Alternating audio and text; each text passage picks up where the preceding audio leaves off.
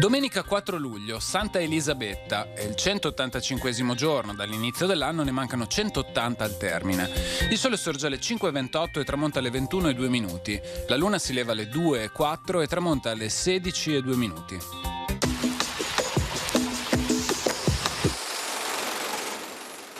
Parecchi cavalieri, dopo essersi intrattenuti fra balli e musiche nel palazzo Foscari a San Simeon, accompagnano le dame in vestura benissimo vestite ed adornate di cadene di oro e di zoie sopra battelli e burchi ad assistere a una regata di barche tra donne.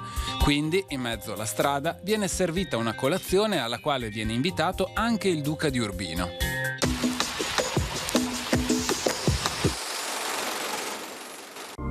Le previsioni per domani. A inizio giornata nuvolosità e precipitazioni residue soprattutto verso est. Nuvolosità e fenomeni in esaurimento a partire dalle zone occidentali fino a cielo sereno o poco nuvoloso ovunque da metà giornata.